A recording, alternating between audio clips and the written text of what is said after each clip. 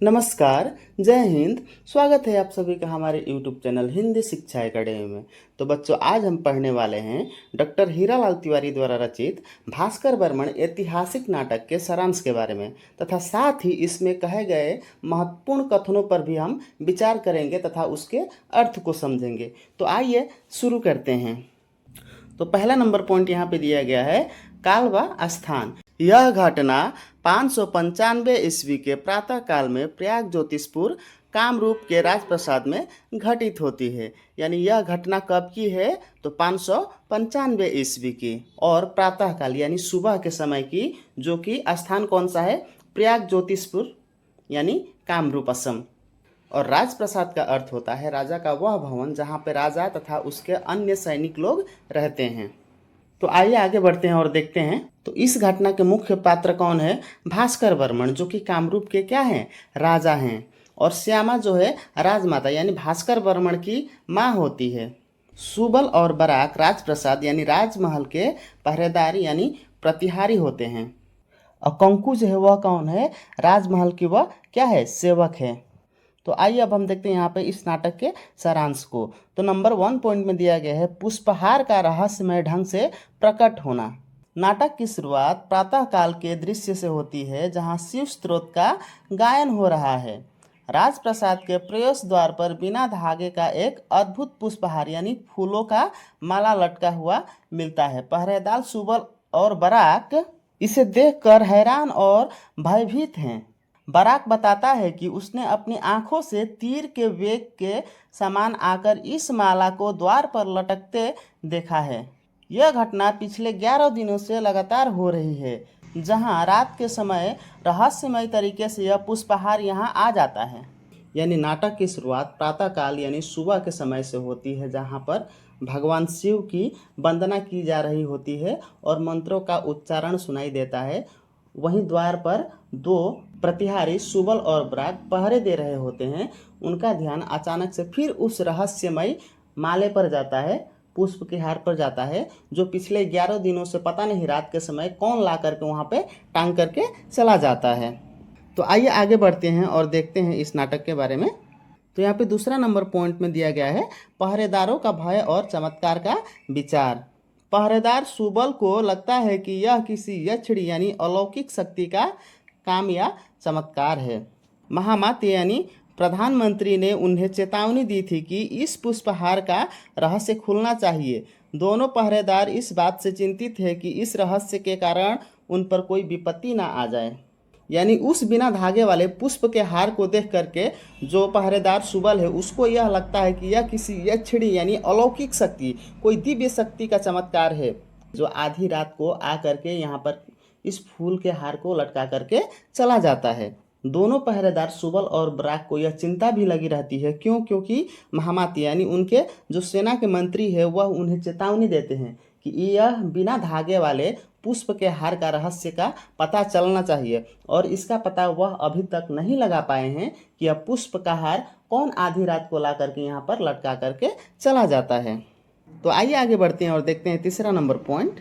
अब यहाँ पे राजमाता श्यामा यानी भास्कर बर्मन की माँ का आगमन होता है। तभी राजमाता श्यामा प्रवेश करती है। वे रहस्यमय पुष्पहार को देखकर चिंतित होती है। पहरेदार उन्हें बताते हैं कि वे रात भर जाकर पहरा देते रहे ताकि रहस्य का पता चल सके। राजमाता भी इस बात से अचरज में है कि यह 10 दिनों से लगातार यह चर्चा का विषय बना हुआ है।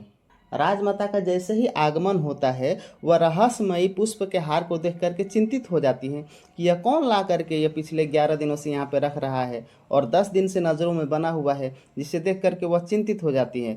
तथा पहरेदार उन्हें बताते हैं कि वे रात भर जग करके इसके बारे में, इसके रहस्य को पता लगाने की कोशिश की, लेकिन फिर भी इसका सही ढंग से पता लग पाना मुश्किल था। और राजमाता भी चिंतित होती कि भाई यह लगातार 10 दिनों से यह चर्चा का विषय बना हुआ है, इसे ला करके आखिर में कौन यहाँ पे रख दे रहा है। तो आइए आगे बढ़ते हैं और देखते हैं चौथा नंबर पॉइंट। यहाँ पे चौथा नंबर पॉइंट में दिया गया है, भास्कर बर्मन और राजमाता श्यामा का संवाद, यानी इनके बीच जो बातचीत हुई है, आइए उसे देखते हैं। राजकुमार भास्कर बर्मन अपनी माँ के पास आते हैं और उनका आशीर्वाद लेते हैं। राजमाता उनसे इस पुष्प के बारे में पूछती हैं। यानी जैसे ही माता का आगमन होता है, राजकुमार भास्कर वर्मन आते हैं और अपनी माँ का पैर छू करके आशीर्वाद लेते हैं। तभी माता क्या उनसे पूछ देती है कि यह बिना पुष्पों वाले हार का रहस्य आखिर क्या है, तुमने इसके बारे में पता लगाने की कोशिश की, वह उनसे पूछ लेती हैं।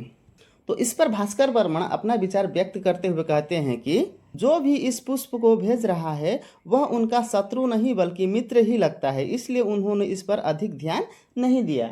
यानी भास्कर वर्मन इस बात को अनदेखा करते हुए बहुत ही साधारण से शब्दों में अपने माँ को जवाब देते हैं कि जो भी होगा इस पुष्प को भेजने वाला वह हमारा शत्रु नहीं मित्र ही होगा, तभी हमें वह पुष्प भेज रहा है। अगर शत्रु होता तो हमें पुष्प नहीं बल्कि हमें हमारे ऊपर प्रहार करता। तो पुष्प भेजने वाला कभी शत्रु हो ही नहीं सकता, वह हमारा मित्र ही होगा, इसीलिए हमने इस पर कोई विशेष ध्यान नहीं दिया। तो अगला नंबर पॉइंट जो है, माँ की चिंता व विवाह की बात।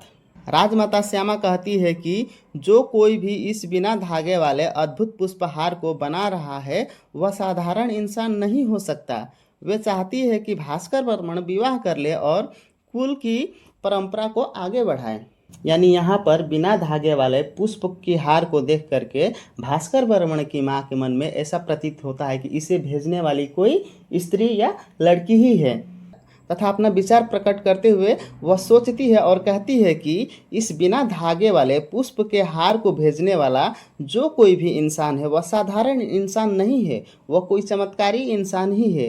तो वे चाहती है कि भास्कर वर्मन उसे स्वीकार कर ले और उससे विवाह कर ले और संसार की जो परंपरा है तथा उनकी जो कुल की परंपरा है उसे आगे बढ़ाए। तो चलिए देखते हैं 5वां नंबर पॉइंट, प्रजा सेवा के प्रति भास्कर वर्मन का समर्पण। यानी अपने प्रजा को लेकर के भास्कर वर्मन का क्या समर्पण है वह देख लेते हैं, उसके बारे में चर्चा कर लेते हैं। भास्कर वर्मन अपनी माँ से कहते हैं कि उन्होंने अपने पिता को वचन दिया था कि वे अपना संपूर्ण जीवन प्रजा की सेवा और कल्याण में समर्पित करेंगे। वे कहते हैं कि उन्होंने मुकुट और राजदंड केवल राज्य की भलाई के लिए धारण किया था। जब तक उनकी प्रजा सुख और शांति की नींद नहीं सोती वे अपने व्यक्तिगत जीवन या सुख के बारे में नहीं सोच सकते। उनके अनुसार देश के प्रत्येक बच्चे में उनका ही रूप बसता है। तो भास्कर वर्मन की माँ जैसे ही भास्कर वर्मन के सामने विवाह की प्रस्ताव रखती है तो भास्कर वर्मन उन्हें जवाब देते हुए कहते हैं कि माँ, मैंने पिताजी को यह वचन दिया था कि मैं अपना पूरा जीवन जो है अपनी प्रजा के लिए समर्पित कर दूंगा।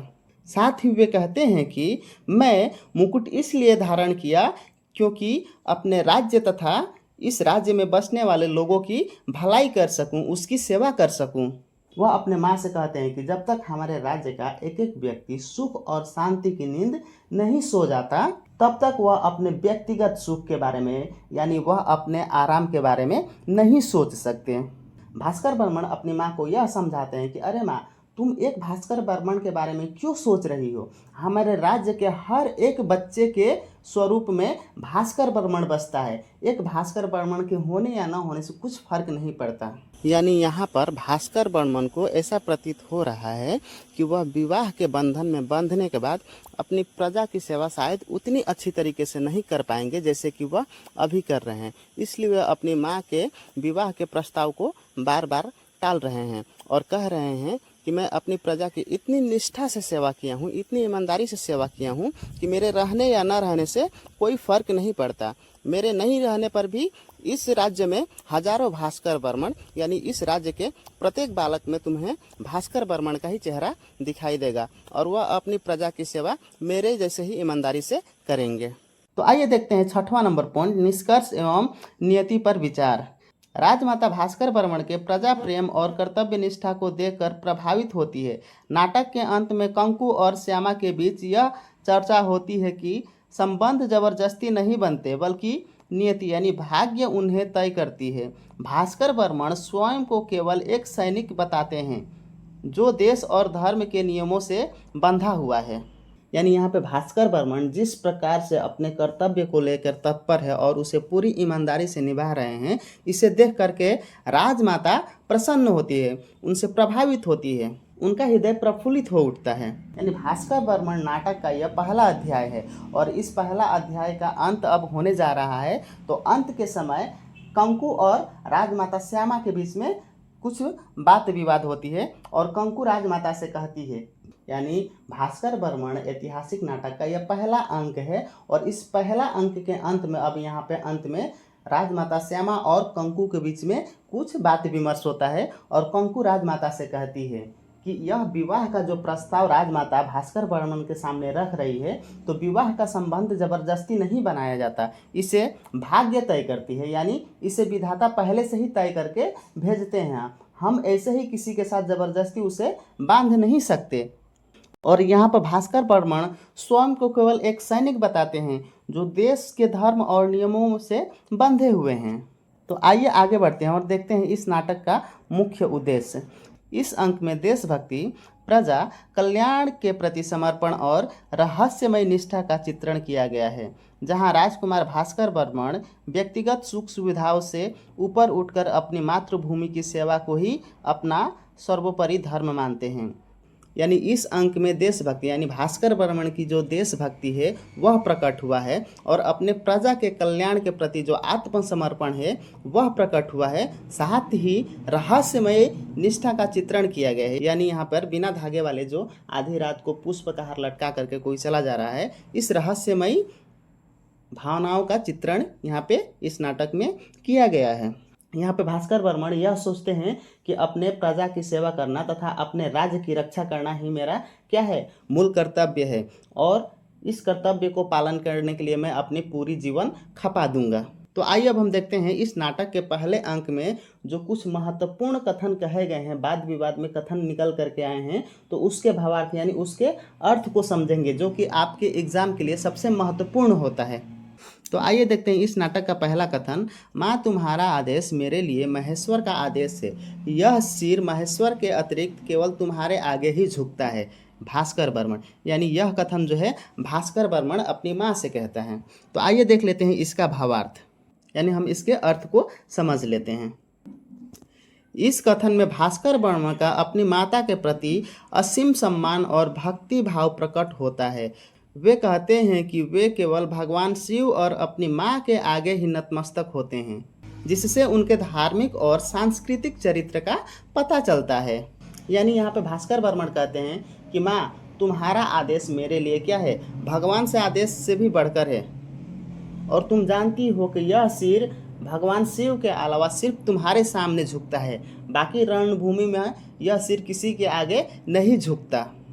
तो यहाँ पे भास्कर बर्मन के इस कथन से उनके धार्मिक अर्थात धर्म के प्रति सम्मान और सांस्कृतिक चरित्र यानी संस्कार का उनका पता चलता है। कामरूप नरेश है, पूरब का यशस्वी सम्राट है, यह कथन श्यामा का है, श्यामा अपने पुत्र से कहती है। तो आइए देख लेते हैं इसका भावार्थ। राजमाता श्यामा अपने पुत्र को उसके राजा होने के पद, शक्ति और अधिकार का बोध कराती है कि वह पूरे पूर्वी क्षेत्र का एक महान और शक्तिशाली राजा है। तो आइए इस नाटक में देखते हैं, जो कि तीसरा नंबर कथन यहाँ पे दिया गया है। नहीं माँ प्रजा का सेवक है, राजदंड और मुकुट उसने प्रजा के कल्याण के लिए धारण किया है। पहले प्रजा की पुष्पशैया बिछ जाए, सब लोग चैन की नींद सो जाए, तभी तुम्हारा भास्कर अपने लिए सोच सकता है। तो यह कथन भास्कर बर्मन का है जो अपनी माँ से कहते हैं। तो इसका भावार्थ कुछ इस प्रकार से होगा। यह इस नाटक का सबसे महत्वपूर्ण संवाद है।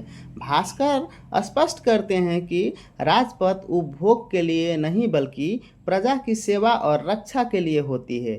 जब तक उनकी प्रजा सुख शांति और समृद्धि से नहीं रहती, तब तक वे अपने व्यक्तिगत सुख या विवाह के बारे में सोच नहीं सकते। तो आइए देखते हैं यहाँ पर वाद विवाद और संवाद में जो बातें निकल करके आई हैं। तो यहाँ पे कुछ पॉइंट दिया गया है। अपने देश की मिट्टी निर्जीव नहीं है माँ, एक भास्कर के होने न होने से कोई अंतर नहीं आएगा। इस राज्य के प्रत्येक शिशु में तुझे भास्कर दिखाई देगा। यह भास्कर बर्मन का कथन है जो अपनी माँ से कहता है। तो आइए देख लेते हैं इसका भावार्थ। भास्कर बर्मन के अंदर रत्ती भर भी अहंकार नहीं है। वे मानते हैं कि देश की माटी वीरों से खाली नहीं है और राज्य का हर बच्चा देश की रक्षा करने के लिए सक्षम है। उनका दृष्टिकोण संपूर्ण राष्ट्र को अपना परिवार मानने वाला है। यह कथन उस समय का है जब भास्कर बर्मन की माँ भास्कर बर्मन को विवाह करने के लिए प्रेरित करती है और कहती है कि हमारे इस वंशज को भी तो आगे बढ़ाना है, तो उनके इस बात पर ही भास्कर बर्मन उन्हें यह बात कहते हैं कि हमारे देश की जो मिट्टी है वह वीरों से खाली नहीं है। राज्य का हर बच्चा देश की रक्षा के लिए सक्षम है। यानी हमारे राज्य में हर एक व्यक्ति अपने राज्य के लिए तत्पर है, अपने प्राणों की न्यौछावर कर देगा। हर एक के चेहरे में तुम्हें भास्कर बर्मन दिखाई देगा। तो मेरे होने या न होने से तुम यह मत समझना कि हमारे राजतंत्र को कौन चलाएगा, हमारे वंशज ही चलाएंगे, ऐसा नहीं है। हमारे राज्य के हर एक व्यक्ति क्या हैं, भास्कर बर्मन है। तुम ध्यान से देखोगी तो सबके चेहरे पर भास्कर बर्मन का ही तुम्हें चेहरा दिखाई देगा। मेरे होने या ना होने से हमारे राज्य की रक्षा जो है वह ऐसे बेकार नहीं जाएगी। कोई ना कोई निकल करके आएगा और हमारे इस राजतंत्र को आगे लेकर के जाएगा। तो आइए आगे बढ़ते हैं और अगले कथन की ओर बढ़ते हैं। पुष्पहार के लिए जिसने धागे की अपेक्षा नहीं की, चाहत के लिए उसे किसी से भिक्षा नहीं मांगनी होगी। हृदय दान की नहीं, छीन लेने की वस्तु है। यह कथन जो है यह श्यामा का है। तो आइए देख लेते हैं इसका भावार्थ। राजमाता उस अदृश्य प्रेमिका व युवती की प्रशंसा करते हुए कहती है कि जिसने बिना किसी सहारे अर्थात बिना धागे के इतनी सुंदर पुष्प की हार बना दिया, उसका प्रेम सच्चा और आत्मनिर्भर है। सच्चा प्रेम मांगा नहीं जाता, बल्कि वह अपने समर्पण से दूसरों के दिल को जीत लेता है। तो बच्चों, आशा करता हूँ कि आज का क्लास आपको समझ में आया होगा और साथ ही बहुत ही पसंद आया होगा। अगर हाँ वीडियो अच्छा लगा तो वीडियो को लाइक और चैनल को सब्सक्राइब कीजिए।